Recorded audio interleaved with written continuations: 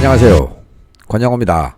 네이버 지식인을 통해서 주신 질문입니다. DPF 효율 저하 코드, DPF 효율이 떨어졌다라고 하는 고장 코드를 발견하신 것 같아요. 그리고 질문을 주셨어요. 그런데 문제는 정비업체를 가셨다는 거죠. 가셔서 물어봤어요. 그리고 나서 이상해서 질문을 주셨는데 90짜리는 연료 줄입니다. 그럼 85는 약간 올려줍니다. 그래서 평균 분사량을 결정하는데요. 분사량이 평균이 되는 과정에서 연료 분사량을 줄이는 경우가 더 많다. 그러면 우리 자동차를 타는 분들은 웬만큼은 잘 아시는 부분인데 AFR 이렇게 제가 표현하는 거 있습니다.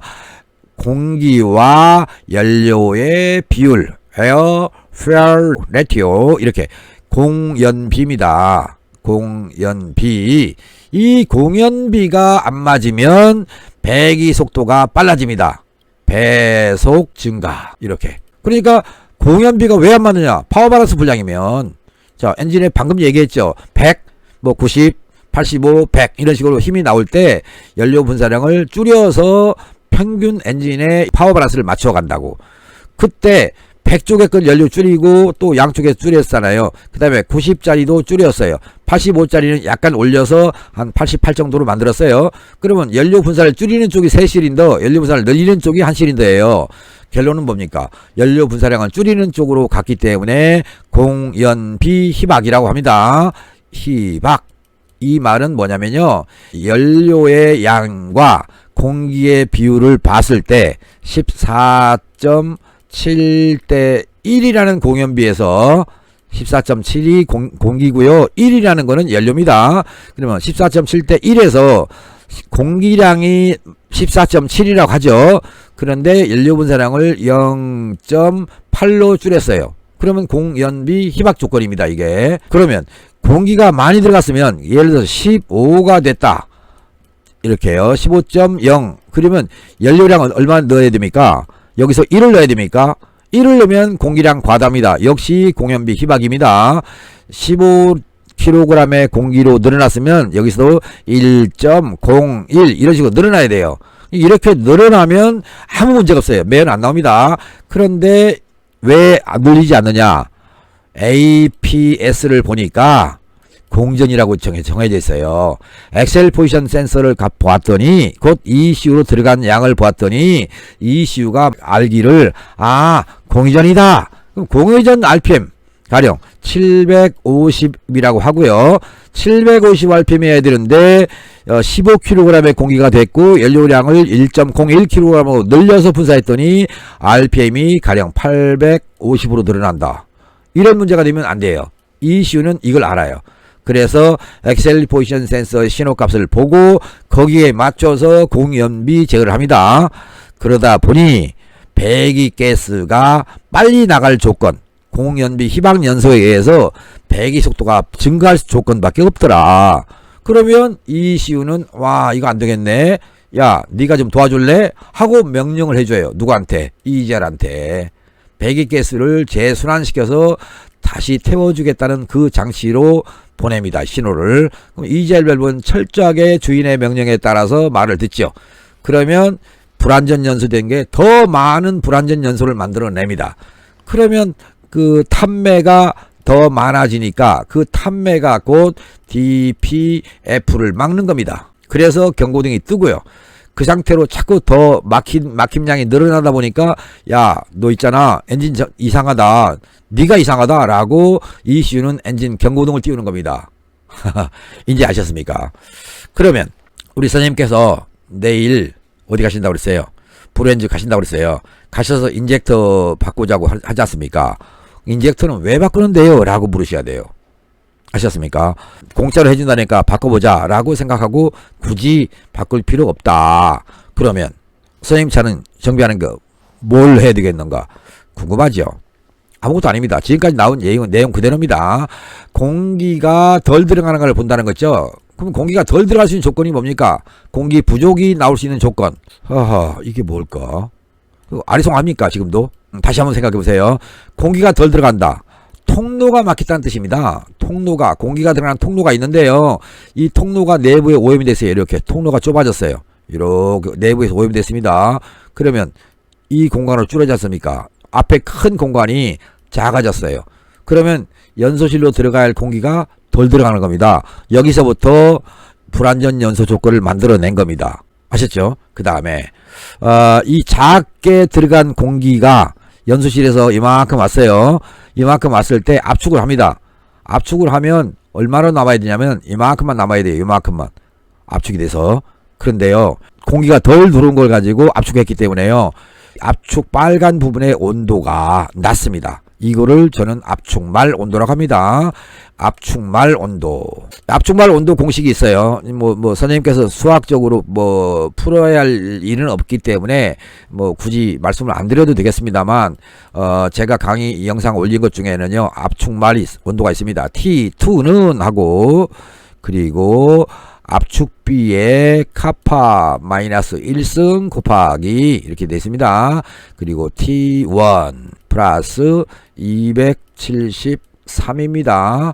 그리고 괄호 치고요. 다시 중괄호 치고 마이너스 273. 이 공식에 의해서 풀어내면요, 선생님 자동차의 압축말 온도가 결정이 됩니다. 우리 선생님 자동차를 한 600도라고 치죠. 이렇게 600도씨라고 했을 때 공기가 덜 들어가지 않습니까? 그러면 압축말 온도가 낮아집니다. 낮아진다. 그러면 공기가 많이 들어가면, 그죠? 공기가 많이 들어갔어요. 공기가 많이 들어가면 압축말 온도가 올라가겠죠. 그죠? 이렇게. 맞지 않습니까? 그런데 많이 들어갈 일보다는 덜 들어갈 일이 많다는 겁니다. 절대로 엔진에서는 많이 들어갈 일은 없다. 그게 도둑공기입니다. 이제 ECU가 알고 있는 상태에서 많이 들어갈 수는 없습니다. 그러면 ECU가 모르는 공기가 더 들어간 것을 도둑공기라고 하고요. 그때는 여기서 연소 상태가, 결론은 뭡니까? 600도씨로 압축된 온도에다가 플러스 인젝션, 연료 분사를 하지 않습니까? 그러면 얘가 폭발하면서 1000도에서 약 2000도씨입니다. 2000도씨까지 연소실 온도가 올라갑니다. 그러면 보세요. 이제 1000도씨에서 연소된 배기가스의 속도와 2000도씨에서 연소된 그 배기가스의 속도, 1000도보다 2000도씨가 훨씬 빠르겠죠. 그럼 이렇게 빠르면 선생님이 자동차는요, 공기량이 늘어납니다. 흡입 공기량이 쫙쫙 올라갑니다. 올라가면, 왜냐하면 배기가스가 빨리 돌아가니까요. 배기측 터빈이 빨리 돌아가니까 흡기측 터빈도 빨리 돌아가요. 그러면 공기량이 올라갑니다. ECU가 안되겠네. 그리고 뭘 제어한다? EGR을 제어합니다. EGR을 열어가지고, 야, 이쪽에 공기량을 좀 줄여줘 하고 명령하는 거예요. EGR한테. 그럼 EGR 밸브가 열어갖고 다시 왕창 올라가던 그 공기의 양을 줄여주도록 제어합니다. 그래서 EGR 밸브는요, 두 가지 역할을 합니다. 엔진의 온도를 낮춰주는 역할과 불완전 연소 배기가스를 재순환시켜서 다시 타게 만드는 역할을 하는데, EGR 밸브의 반응 속도가 느려요. 그래서 연소실에서 빠르게 응답성이 좋게 불완전 연소와 엔진의 온도를 컨트롤할 수가 없어요. 그러다 보니까 모든 정비사분들, 많은 정비사분들이 매연 나와요. 그러면 EGR 밸브를 바꿔보자고 해요. 그리고 또 바꿔주기도 해요. 근데요, 바꿔주면 뭐합니까? 앞에서 발생하는 공기량, 그 다음에 압축량, 여기 제어가 안 됐는데, 그러니까 공기가 들어가는 양이 정상적으로 들어가는가 본다, 압축이 제대로 되는가 본다 그랬습니다. 그런데요, 압축이 좋은지 나쁜지를 아는 방법이 있습니다. 이거 압축 게이지를 안 하고도요? 예, 맞습니다. 압축 실험을 필요 없습니다. 실험을 할 필요 없이 내 자동차의 압축이 좋냐 나쁘냐를 아는 확실한 방법, 혹시 들어보셨습니까? 흡기 청소라고. 흡기 청소. 예, 내 차는 해봤어요 라고 하는 분도 있고요. 아니요, 금시초문인데요 하는 분도 있어요. 흡기 청소 대상이 어디입니까? 공기가 들어가는 통로입니다. 이렇게 이 통로가 오염이 됐어요. 그러면 통로가 어떻게 돼요? 이렇게 좁아집니다. 좁아지는 상태에서는 단위 시간당 공기의 흐름이 달라진다. 방해를 받는다. 그래서 단위 시간당 공기 흡입량이 짧아진다. 줄어든다. 결국은 작은 공기를 흡입해서 압축했을 때 압축말 온도, 아까 우리 선생님 자동차라고 예를 든다고 하면 600도라고 있지 않습니까? 600도씨가 안 되는 거예요. 결론은 한 500도씨가 되는 겁니다. 500도씨가 되면 여기다가 연료 분사를 해봤자 정상적인 폭발을 못하고요. 폭발할 때 낮게 폭발한 거, 곧 불완전 연소 폭발한 겁니다. 그것이 배기로 나가면서 DPF를 막는다. 이제 아셨죠? 그러면 흡기 청소가 어때요? 잘 움직입니까? 그러면 이거 비교해 보겠습니다. 이렇게 눌러 보겠습니다. 왼쪽 거와 오른쪽 걸로 보겠습니다. 이렇게 눌렀어요. 어때요? 왼쪽 건 가만히 있습니까? 오른쪽 건 가만히 있습니까? 자, 어때요? 길이가 다시 보세요. 어때요? 똑같이 눌렀는데 오른쪽 것이 더 눌리죠? 보세요. 이거 잘 눌립니다. 얘는 눌러도 안 눌립니다. 이게. 자, 보겠습니다. 다시. 어때요? 눌리죠? 야, 안 눌리죠? 눌림량이 작죠? 얘 때문에 그렇습니다. 흡기 청소의 대상이다. 그러면 오일이 잘못됐구나. 이렇게 생각하시면 됩니다. 어떤 오일을 내야 되는데요? 그건 모르겠습니다. 우리 선생님 자동차를 보지 않았으니까 어떤 오일을 들어가야 된다는 말씀은 못 드리겠습니다. 이제 결론 나왔습니까? 매연이 나온다. DPF가 경고등이 떴다. 엔진 경고등이 떴다. 뭘 고치지? 뭘 갈지? 이런 생각에서요. 원인이 뭐냐? 원인 파악을 꼭 하도록 하십시오. 그리고 정비를 하십시오. 그렇지 않고 흡입 공기량 센서를 갈아보자. 부스 압력 센서를 갈아보자. 이젤 밸브를 갈아보자. 지금처럼 인젝터를 갈아보자. 이렇게 막연하게 원인 없이 이것저것 갈아 끼다 보면 선생님 업무 못 보고요. 그 사람들 나름대로 애프터 서비스를 하느라고 고생하고요. 그 차량에서 우리 선생님 차량에서 탈거한 거 다시 납품업자한테 돌려줘야 됩니다. 그분이 무슨 죄가 있습니까? 정비사들이 잘못해가지고 물건 납품한 업자들만 고생하는 거고요. 그렇게 불량률이 있다라고 대메이커에서 요청해 오는데 이거 불량 아닙니다 라고 반품해봤자 물건 납품길 막힐 것이고, 그러니까 그 사람들은 어떻게 해요? 울며 겨자 먹기로 받아주는 겁니다. 결론은 그 업체에서 일하는 사람들 인건비가 줄어든다는 얘기죠. 선생님 같은 분이 현명한 분이십니다. 막연하게 정비를 하기보다 먼저 알아보고 정비를 하겠다는 생각을 하신 것 참 잘하셨습니다. 우리 선생님 자동차보다 늦게 출시한 자동차도요. 이 경고등 떠서 얼마 전에 와서 차를 고쳐간 차가 있습니다. 이분들한테 당부를 하고 싶은 게 뭐냐면요. 자동차는 조금은 달려줘야 됩니다. 좋은 오일을 사용하더라도 달려줘야 됩니다. 달려주지 않으면 DPF 아무리 정비를 잘했어도 DPF 경고등 다시 뜹니다. 그러면 안 달려도 DPF 경고등이 안 뜨게 하려면 어떻게 해야 되겠습니까?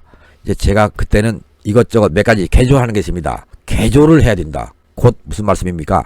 자동차가 나오면서 쭉 제 눈에 봤을 때, 제가 자동차 공학을 하고 현장에서 50년 넘게 이 정비업을 하고 있는 현직 정비사로서 이 부분은 잘못했구나 라고 하는 게 보입니다. 그게 엔진 냉각수입니다. 선생님 자동차에 들어있는 냉각수도 지금 엉터리 냉각수가 들어있을 것이다. 저는 그렇게 봅니다. 그러면 냉각수도 건드리고 엔진오일도 잘 건드렸어요. 그래도 경고등이 또 들어올 수 있습니다. 막히는 구간만 운행하는 자동차일 경우에. 그러면 막히는 구간일 때 막히지 않도록, 결국 도로가 막히지 않게 도로를 개선하지 않는 한은 자동차 사용자가 자동차에 정비를 할 때 나는 서울 시내 다닙니다 라고 한다면 서울 시내 기준에 맞도록 정비사가 뭔가를 해줘야 됩니다. 그게 뭔지 아시겠습니까? 모르시겠죠? 맞습니다. 아무도 모르십니다. 그러면 자동차 메이커는 아느냐? 모릅니다. 이거 물건 저 물건 납품받습니다. 납품받아서 그 차량에 조립해서 자동차 조립해서 출고시키는 겁니다. 곧 그 사람들은 선생님 자동차의 어머니신 겁니다. 어머니가 출산해서 성장했으니까 키워서 밖으로 내보내지 않습니까? 한 가정 이루고 살아라 라고. 그런 것처럼 선생님 자동차 어머니한테 가서 정비할 생각하지 마십시오. 어차피 안 고쳐진다는 거 저는 알고 있습니다. 차라리 내 자동차를 제대로 정비해 줄 사람 그 누가 있느냐, 그 사람을 찾아서 정비하십시오. 스캐너면 충분합니다. 스캔 데이터를 통해서 선생님 자동차는 빨리 달리는 차인지 천천히 달리는 차인지 뭐 이런 걸 알 수 있고요. 선생님 자동차의 현재 상태, 공기전시에 진동이 있다, 매연이 나온다, 냄새가 난다, 그 다음에 에어컨 가스는 양이 많다 작다, 에어컨 냄새가 난다 안 난다, 이런 것까지 다 알 수 있습니다. 가령 그 엔진 고장을 소거하고 난 다음에 몇 킬로를 뛰었는지, 지금 현재 시동 걸어놓고 몇 분 됐는지 이런 까지도 알 수 있고요. 스캔 데이터에서 다 알려줍니다. 그런 데이터를 잘 못 보는 분들이 현재 정비 현장에 있다는 것을 생각하시고요. 고생 하지 마시고요. 스캐너를 이용해서 진단하면 된다? 그래? 뭘 보지? 지금 말씀드렸잖아요. 엑셀 포지션, 그 그 다음에 RPM, 냉각수 온도, 공기량 센서, EGR 제어량, 부스트 압력, 그리고 엔진 토크 제어량도 있습니다. 그리고 MDP 학습값이라는 것도 있습니다. 어떤 자동차는 인젝터 구동 전압이라는 것도 있습니다. 그 외에 흡입 공기 온도, 연료 온도, 레일 압력, 인젝터 분사량, 인젝터 분사 시기 다양하죠. 그리고 또 기타 보조 데이터들이 많은데요. 그런 데이터를 가지면 자동차 진단 완벽하게 되고요. 정비 방향도 이루어집니다. 근데 지금까지 선생님 차가 1년에 2만 킬로씩 탔다고 치죠. 그러면 약 7만 킬로를 탔다고 치죠. 7만 킬로를 주행하는 동안 엔진 오일을 뭘 사용했는가? 가령 0W에 30을 사용했는지 5W에 30을 사용했는지 이런 식으로 DPF가 달려있는 자동차는 DPF 전용 엔진 오일이 따로 있습니다. 그런데 제가 보니까 DPF 전용이라는 말이 어울리지 않더군요. 전용 오일이라? 예, 아니었습니다. 제가 보니까는 전용 오일도 잘못되어 있었습니다. 그래서 전용 오일이라고 하는 것을 저는 넣었다 해도 잘못 넣었다. 그럼 합성유를 썼습니다. 라고 하는 분이 있어요. 저는 합성유를 썼는데요. 라고 하거든요. 합성유 쓴 것도 잘못됐습니다. 그 이유는 나중에 혹시 기회가 되면 저를 만나십시오. 그리고 선생님 자동차에 지금 들어있는 엔진 오일이 좋은지 나쁜지는 제가 평가해 드리겠습니다. 아셨습니까? 여기서 더 무엇을 말씀드려야 우리 선생님께서 당신 말 들으니까 알쏭달쏭해 이 생각이 없어질 것인지 이제 알겠어요 라고 할 것인지 모르겠어요. 일단은 저는 여기서 선생님의 질문에 대해서 답변을 마칠 겁니다. 저 처음 보셨잖아요. 그리고 저한테 첫 질문이신데요. 질문 4건 하셨는데 받은 답변에 대해서는요 채택을 해주시는 게 예의입니다. 선생님도 제 구독자가 돼주시고 이 영상에 대해서 알쏭달쏭하면 일단 좋아요를 눌러주시고요. 왼쪽 하단에 보면 여기 전화번호 보이죠? 이쪽으로 연락을 주십시오. 선생님이 궁금해하는 거 보충 설명해 드리겠습니다. 이해되셨기를 바라겠습니다. 이제 일요일 밤인데요. 기뻐합니다. 행복한 월요일 맞으십시오. 그리고 자동차에 대한 궁금증이 있으면 언제나 찾아주십시오. 저 권영호입니다. 유튜브에서 찾으셔도 되고요. 왼쪽에 있는 전화를 이용해서 저하고 상담도 가능하고요. 우측 상단에 가면 홈페이지 주소가 있습니다. 이쪽으로 오셔서 글 남겨 주셔도 됩니다. 감사합니다. 권영호TV를 시청해주신 여러분 모두 행복하십시오. 그리고 행복한 한 주의 시작을 알리는 휴일 밤 되셨으면 합니다. 감사합니다. 바이바이.